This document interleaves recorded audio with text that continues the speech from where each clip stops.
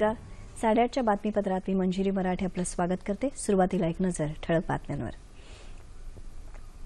साहित्यिकांनी आपले पुरस्कार परत करणं हे वैचारिक असहिष्णुतेचं लक्षण असल्याचं अरुण जेटली यांचं मत.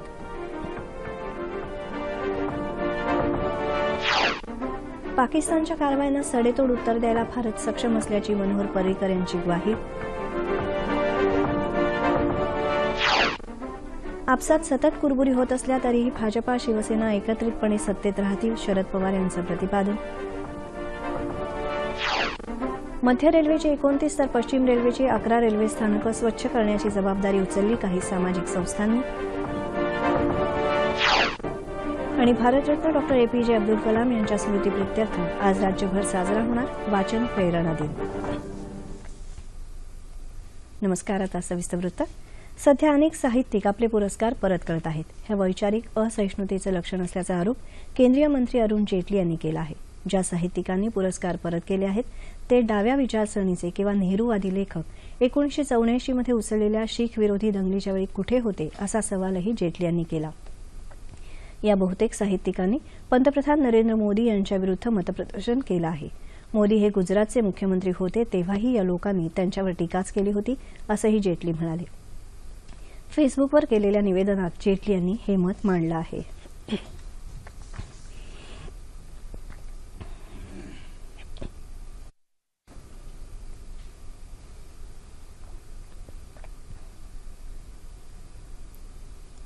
पाकिस्तानच्या कारवायांना सडेतोड उत्तर द्यायला भारत सक्षम असल्याचं प्रतिपादन संरक्षण मंत्री मनोहर पर्रिकर यांनी केलं आहे. देशाच्या रक्षणासाठी आवश्यक ती सर्व पावलं उचलली जात आहेत असं सांगतानाच देशाच्या ऐक्याला धोका पोहोचवणाऱ्यांपासून नागरिकांनी सावध राहावं असं आवाहन त्यांनी केलं. मिरत इथं आयोजित एका कार्यक्रमात ते बोलत होते. भाजपा आणि शिवसेना यांच्यात सतत सुरू असलेल्या कुरघोडीच्या राजकारणावर भाष्य करताना राष्ट्रवादी काँग्रेसचे अध्यक्ष शरद पवार म्हणाले की या दोघांपैकी कुणीही सत्तेपासून दूर जाणार नाही. राष्ट्रवादी काँग्रेस भाजपाला पाठिंबा देणार नसल्याचंही पवार यांनी मुंबईत झालेल्या एका कार्यक्रमात स्पष्ट केलं. भाजपाला सत्तेतून बाहेर पडायचं असेल तर त्यांनी पडावं असा इशारा शिवसेनेनं भाजपाला दिल्यानंतरच्या पार्श्वभूमीवर शरद पवार बोलत होते. सध्याच्या परिस्थितीत जसं आहे तसं हे दोन्ही पक्ष सरकार चालवतील पण सत्तेतून बाहेर पडणार नाहीत याचा पुनरुच्चारही पवार यांनी केला. निवडणुकीनंतर लगेचच आम्ही भाजपाला पाठिंबा देण्याचं जाहीर केलं होतं. तथापि सरकारची वर्षभराची कामगिरी पाहता यापुढे आम्ही भाजपाला पाठिंबा देणार नाही असं त्यांनी स्पष्ट केलं. बाळासाहेब ठाकरे यांच्या कार्यकाळात शिवसेनेला स्वतःविषयी आदर होता मात्र तो आता दिसत नसल्याची टीकाही पवार यांनी केली आहे. मुंबईत मध्य रेल्वेची 29 तर पश्चिम रेल्वेची 11 स्थानकं स्वच्छ ठेवण्याची जबाबदारी वेगवेगळ्या सामाजिक संस्था, अशासकीय संस्थांनी उचलली आहे. पंतप्रधानांनी सुरू केलेल्या स्वच्छ भारत अभियानाचा एक भाग म्हणून या संस्थांनी ही रेल्वे स्थानकं स्वच्छ ठेवण्याचं ठरवलं आहे. रेल्वे मंत्री सुरेश प्रभू यांनीही या कामात पुढाकार घेतला असून स्वच्छ रेल्वे स्वच्छ भारत अभियानाअंतर्गत ही मोहीम राबवली जाणार आहे. माटुंगा, वडाळा, दादर, कांजूरमार्ग, चेंबूर, विद्याविहार, किंग सर्कल, भांडूप, घाटकोपर, बोरिवली, डोंबिवली, गोवंडी, मानखुर्द ही रेल्वे स्थानकं यापुढे प्रवाशांना स्वच्छ दिसतील. अर्थात यासाठी प्रवाशांनीही स्वतःहून पुढाकार घेणं अपेक्षित आहे.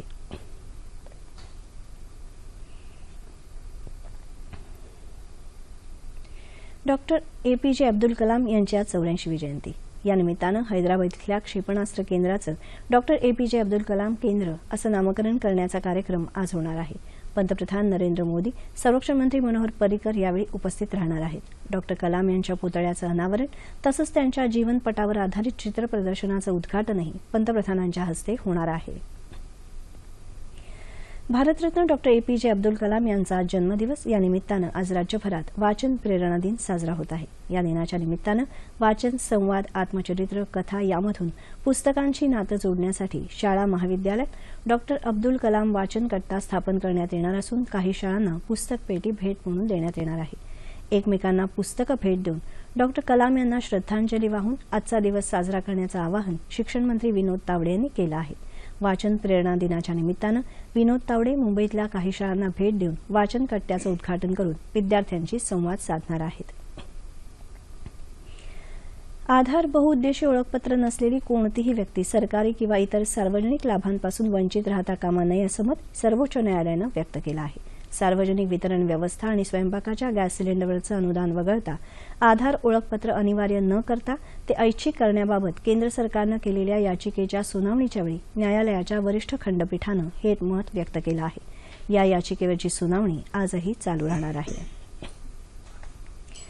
अमरावती जिल्ह्यातल्या नांदगाव पेठ इथं उभारण्यात आलेल्या मेगा टेक्सटाईल पार्कला रस्ते, पाणी, वीज यासारख्या पायाभूत सुविधा तातडीनं उपलब्ध करून देण्याचे आदेश मुख्यमंत्री देवेंद्र फडणवीस यांनी दिले आहेत। राज्यातले वस्त्रोद्योग तसंच यवतमाळ जिल्ह्यात टेक्सटाईल पार्क उभारण्याबाबत घेण्यात आलेल्या आढावा बैठकीत ते बोलत होते।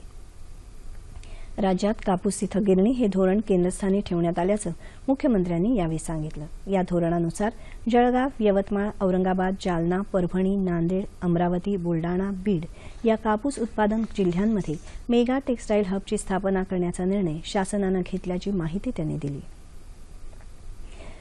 राज्यात अभयारण्य, राष्ट्रीय उद्यानं तसंच इतर वन्य प्रकल्पांमुळे बाधित होणाऱ्या कुटुंबांना पुनर्वसन पॅकेज व्यतिरिक्त मोबदला देण्याचा निर्णय घेण्यात आला आहे अशी माहिती वनमंत्री सुधीर मुनगंटीवार यांनी दिली आहे। चंद्रपूरमध्ये आयोजित पत्रकार परिषदेत ते बोलत होते। हा शासन निर्णय नव्यानं पुनर्वसित होणाऱ्या वन्य प्रकल्पांमधल्या गावांना तसंच पुनर्वसन चालू असलेल्या गावातल्या फक्त पुनर्वसन शिल्लक असलेल्या कुटुंबांनाच लागू राहणार आहे। या संदर्भातली मागणी गेल्या अनेक वर्षांपासून प्रलंबित होती, त्यामुळे प्रकल्प बाधित कुटुंबांमध्ये नाराजी निर्माण झाली होती। मात्र आजच्या या निर्णयामुळे ही नाराजी दूर व्हायला मदत होईल असं मुनगंटीवार म्हणाले। केंद्र सरकारच्या स्मार्ट सिटी योजनेअंतर्गत 100 शहरांच्या यादीत समावेश झालेल्या अमरावती शहराचा विकास कशा प्रकारचा असेल याची माहिती महानगरपालिका सदस्यांना तसंच नागरिकांना व्हावी या उद्देशानं अमरावती महानगरपालिका आणि विकास आराखडा तयार करणाऱ्या आलिया कन्सल्टन्सीच्या वतीनं स्मार्ट सिटी कार्यशाळेचं आयोजन करण्यात आलं होतं। अमरावती शहराला स्मार्ट सिटी म्हणून आवश्यक असणाऱ्या योजनांची माहिती या कार्यशाळेत देण्यात आली। विकास आराखडा तयार करताना सुरक्षित दळणवळणाच्या सुविधा, स्वच्छ आणि 24 तास पाणी पुरवठा, घनकचरा व्यवस्थापन, उद्योगधंद्यांचं विस्तारीकरण, ई सेवा तसंच ग्रीन सिटी यासह अनेक मुद्द्यांवर या कार्यशाळेत चर्चा करण्यात आली। नागरिकांनीही आपल्या संकल्पना या कार्यशाळेत उत्स्फूर्तपणे मांडल्या। या कार्यशाळेला जिल्ह्याचे खासदार आनंदराव अडसूळ, विभागीय आयुक्त, जिल्हाधिकारी, पोलीस आयुक्त, महापौर, महानगरपालिका आयुक्त तसंच नगरसेवक आणि नागरिक उपस्थित होते। नागपूर इथं भारतीय मजदूर संघाच्या विदर्भ प्रदेशच्या वतीनं दत्तोपंत ठेंगडी यांच्या स्मृतिदिनानिमित्त समरसता दिनाचं आयोजन करण्यात आलं होतं। सरकार्यवाह भैयाजी जोशी प्रमुख पाहुणे म्हणून कार्यक्रमाला उपस्थित होते। समाजात प्रबोधन झालं, चिंतन झालं आणि व्यवहारात सुसंगती आणली तर जातीपातीचं राजकारण संपायला मदत होईल असं जोशी यांनी यावेळी सांगितलं। ठेंगडी यांच्या जीवनदर्शन खंड 1 आणि 2चं प्रकाशन यावेळी भैयाजी जोशी यांच्या हस्ते झालं।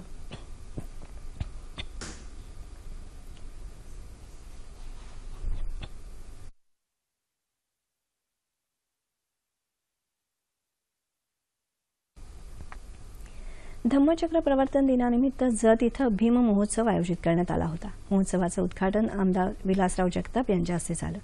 रिपब्लिकन नेते जगन्नाथ ठोकळे कार्यक्रमाच्या अध्यक्षस्थानी होते। कराड विजापूर महामार्गासाठी रस्ता रुंदीकरण सुरू आहे। पंढरपूर विजापूर रेल्वेमार्ग सुरू झाल्यावर जतच्या विकासाला गती येईल असा विश्वास आमदार जगताप यांनी यावेळी व्यक्त केला। दलित समाजासाठी केलेल्या कार्याबद्दल संजय कांबळे यांचा यावेळी सत्कार करण्यात आला। कार्यक्रमाच्या शेवटी लोकगीतं सादर करण्यात आली।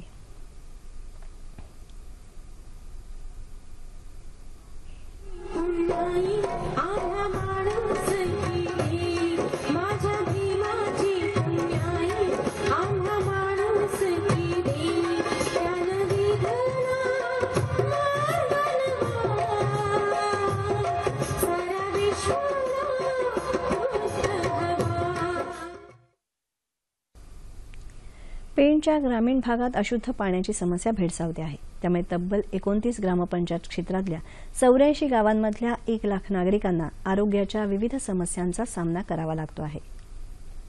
पेणच्या शहरी भागात शुद्ध पाणी पुरवठा होत असतानाच ग्रामीण भागात मात्र अशुद्ध आणि दुर्गंधीयुक्त पाणी जनतेच्या वाट्याला येत आहे। हेटवणे धरणातून विनाप्रक्रिया पाण्याचा थेट पुरवठा होतोय। दूषित पाणी पिऊन इथे त्यांच्या आरोग्याचा प्रश्न निर्माण झालेला आहे।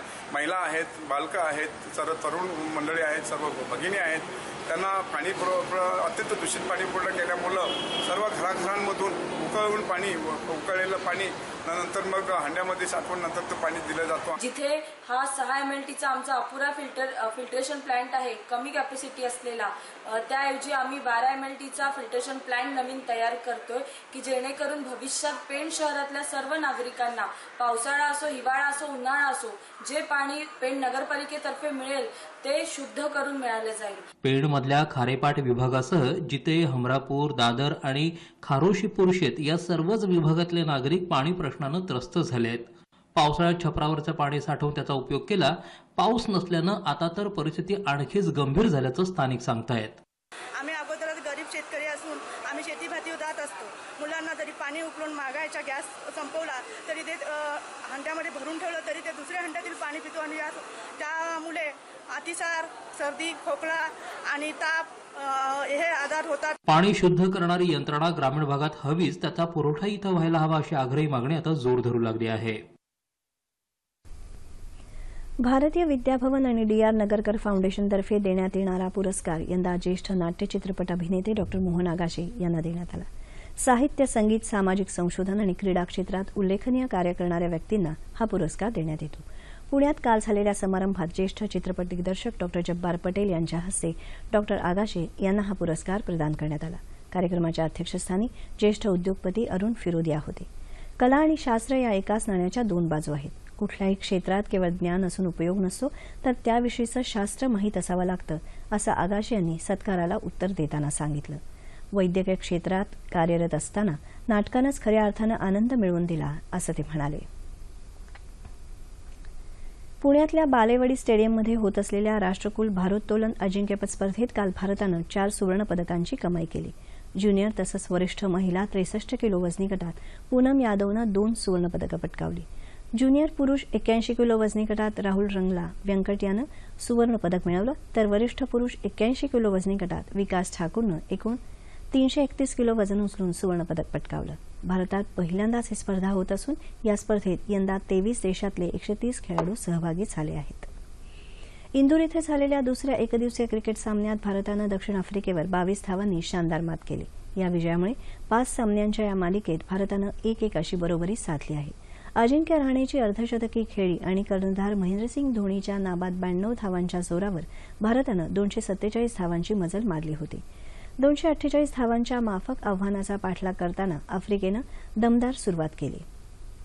मात्र ड्युप्लेसिसची अर्धशतकी खेळी वगळता इतर फलंदाज फारशी चांगली कामगिरी करू शकले नाहीत. अक्षर पटेल आणि भुवनेश्वर कुमारनं प्रत्येकी 3 गडी बाद केले, तर हरभजन सिंगनं दोघांना तंबूत परतवलं. महेंद्रसिंग धोनी सामनावीर ठरला. हवामान. येत्या 24 तासात कोकणात तुरळक ठिकाणी मेघगर्जनेसह पाऊस पडण्याची शक्यता हवामान विभागानं वर्तवली आहे. याच काळात राज्याच्या उर्वरित भागात हवामान कोरडं राहील असा अंदाज हवामान खात्यानं वर्तवला आहे. ठळक बातम्या पुन्हा एकदा. साहित्यिकांनी आपले पुरस्कार परत करणं हे वैचारिक असहिष्णुतेचं लक्षण असल्याचं अरुण जेटली यांचं मत.